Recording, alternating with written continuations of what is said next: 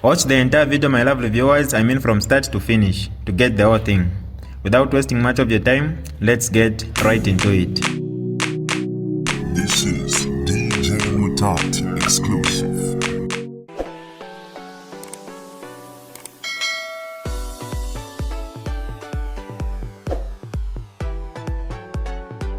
Hi lovely viewers, it's me again, your one and only Mutati Mpundu. Welcome to my YouTube channel. If this is your first time on my channel, kindly subscribe to my YouTube channel by hitting the subscribe button down below.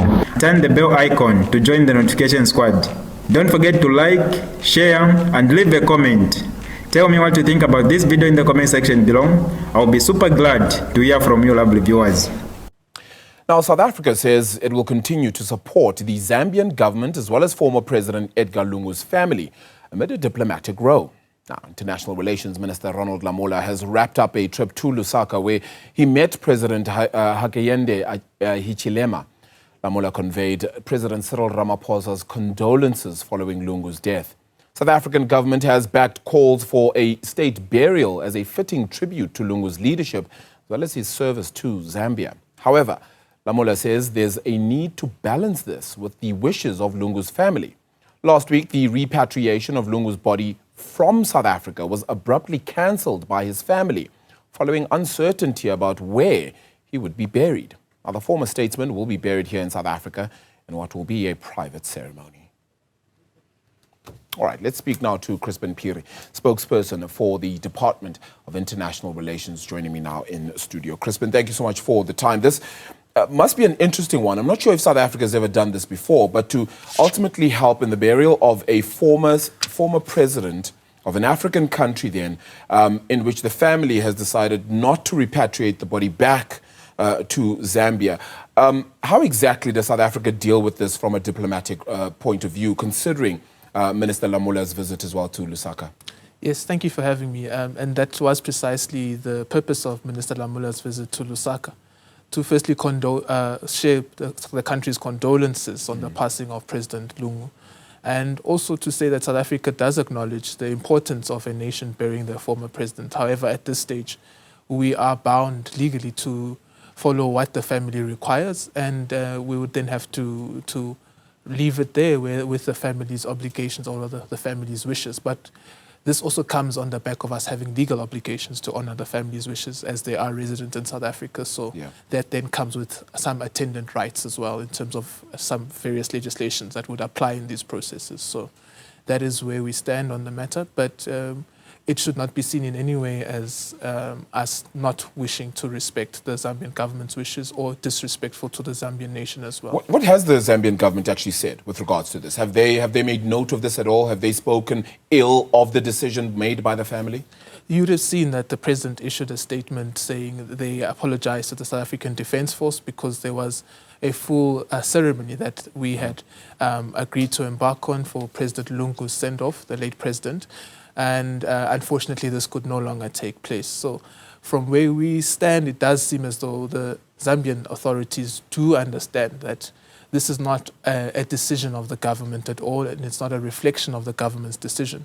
But there is an appreciation that we have to respect the family's wishes. Crispin, I don't know if you're able to share with us a little bit, but I guess it's trying to understand what exactly the issues were with where President Lungu would be buried. Or was it a matter of they're not sure for security reasons where he'd be buried?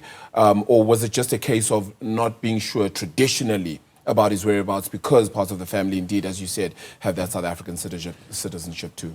No, I think that would be a matter mainly for the family and the Zambian government to explain. But from our side, as we understand it, that there was an agreement that he could be repatriated. And then upon them looking at what the ceremony would entail, on the other side, that is where then the family raised some concerns and took a view not to repatriate former president. And that's how we understand it. But initially there was agreement and the family did understand as well that it may be a fitting tribute to President Lungu for the nation of the Zambian people to continue to mourn him as well, but also to see him off to his last resting place. Relations between South Africa and Zambia then, ultimately, are we still saying that there's still really great at this stage. They're still okay, considering that Minister Lamula was indeed received by the president of Zambia. I mean, the fact that he was sent as a special envoy by President Ramaphosa to convey this message really shows at what level we place Zambia at, and the sensitivity at which we regard this issue around. So Zambia remains a very, very important nation to us, both moving forward and bilaterally, and that is why Minister Lamula presented himself as a special envoy. So explain to us exactly how will this funeral work. It's meant to be a private ceremony, but at the same time, there was the request or the possible need or desire for it to be I think a category 1 funeral as well in the country. How exactly will it be working? Will it be a private ceremony of the same stature, or how will it work? So normally official funerals come with other obligations of the state. For example, the flag that is required to be placed on a coffin would normally be the South African flag, and our military would salute the flag and hand over such a 100%. flag to the mourner. In this instance, because it would be a foreign head of state, that would be unprecedented for our military officials to be saluting a flag that is not of the sovereign state. So there are those complications. And we would be really looking at how our policy would apply. Normally it would apply to a very particular domestic setting. This is entirely, completely unprecedented. And even the categorization of an official funeral is done normally for someone who has served the nation. And it's a send-off fitting of someone who has served the nation. In this instance, it would be a bit difficult to look at it in that same light. Sure. But of course, we do understand that this is a former head of state. So I think there would be those sensitivities at place. But sitting here right now, I cannot categorically say what and how this would then take place. Do you know at all if President Cyril Ramaphosa will be in attendance? I'm not privy yet to that aspect. Yeah, all right, fair enough. I'm going to ask if we can move on to other diplomatic issues, and these are a little bit further afield, but still as impactful, if not more so. And that is the situation between Israel and Iran, and South Africa's sort of the impact on South Africa in between all of that as well. The president having issued a statement, of course, then as well, really having hoped that President Donald Trump would use his influence to try and stoke peace. That not being the case at this point.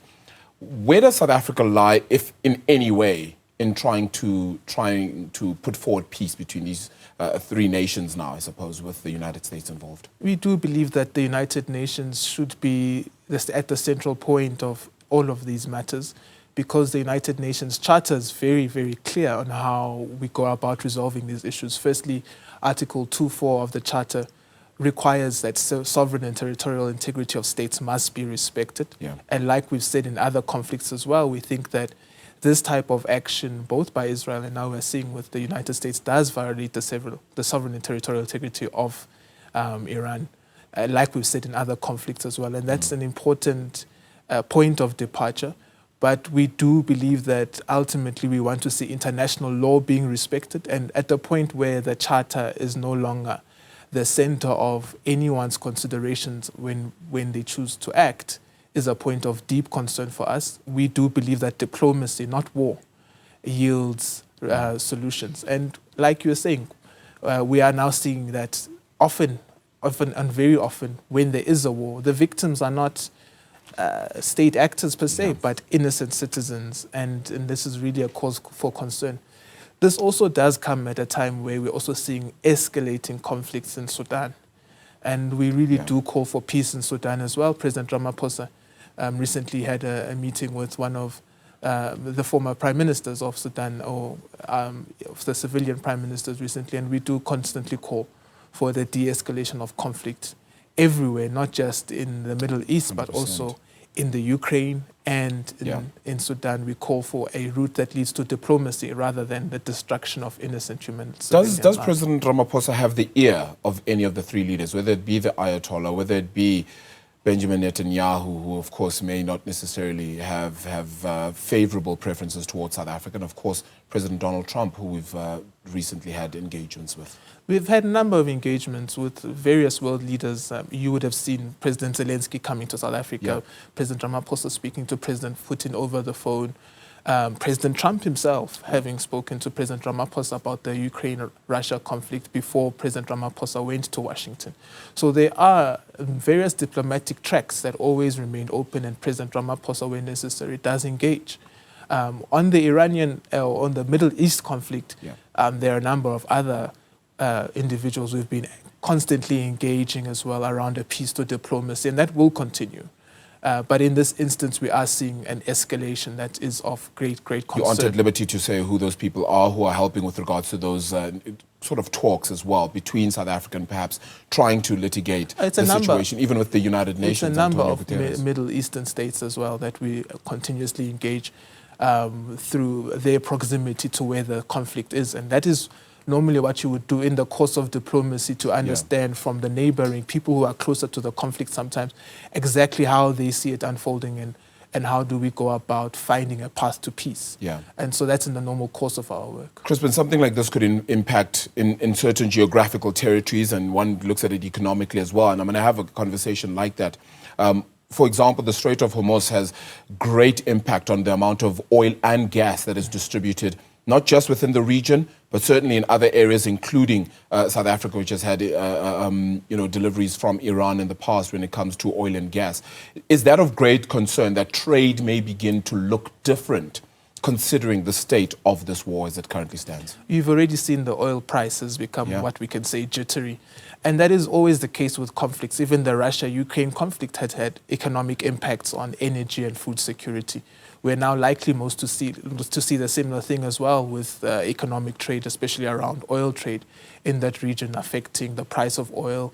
And ultimately, it might have even inflationary consequences for us. So yes, the economic considerations are also something that we always look at, the economic impact of these type of conflicts. And they're often, again, felt by everybody in the world, and the countries that would have not gone through this route would then now have to bear the brunt economically for some of these conflicts. So it's a cause for great concern. Does this mean this is another element that could be added to the case at the ICJ by South Africa, which, of course, yes, relates to the Palestinian people, but this could be added to that case with Iran now being a part of that equation, to say, well, they're increasing that sort, perhaps not genocide only, but really just inflicting war on another state as well? So the case at the ICJ is limited to the Palestinian question, and you would recall that the court did say that in their provisional measures that there is grounds for them to believe that there's plausibility of genocide.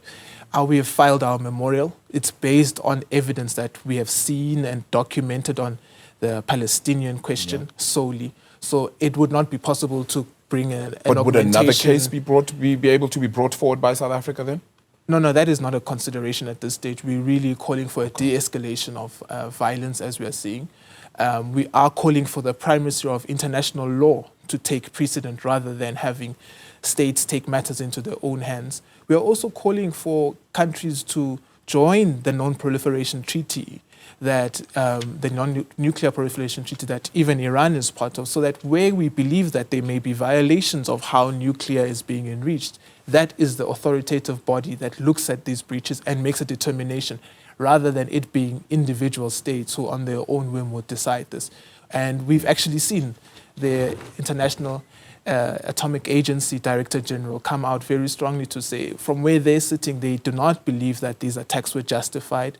And at this point, there's still a dispute whether they can even find any form of radiation where it was said that there was radiation. And I was going to ask about that, because does the International Atomic Energy Agency really hold weight in this context? And I know it's a bit difficult to answer from a South African point of view, because we don't necessarily have the massive hold, especially in nuclear energy per se, that some of the others would do, like the United States, like even Israel in some cases.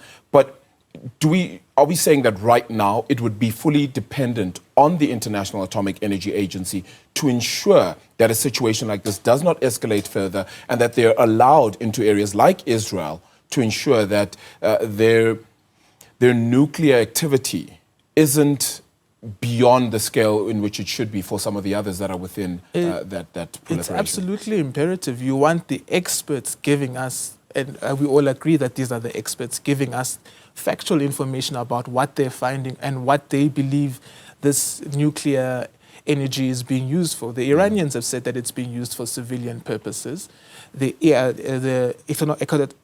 atomic agency themselves have not found anything to the contrary, although they were concerned about the levels of compliance, but they've not found anything to the contrary. So it's absolutely imperative that they do be granted access in those spaces so that they're able to assess this and really give the world an authoritative view around what they see is happening on the ground in Tehran and in all of these places where it is believed that there are such facilities. Crispin, always good having a chat with you. Thank you so much for as well joining us in studio to help with these matters, because the diplomacy as well, South Africa's relations with the rest of the world being so significant as well on so many fronts. Appreciate your time for joining us in studio. That's the Department of International Relations and Cooperative Governance's Crispin Phiri, spokesperson there, joining us, of course, in studio. Mutati exclusive. Alright, that's all for you today, lovely viewers. If you did enjoy the video, please don't forget to leave a comment in the comment section below. Tell me what you think about the video you just watched in the comment section below.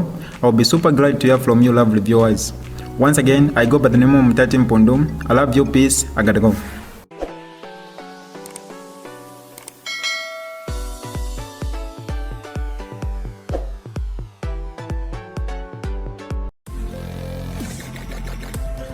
Audio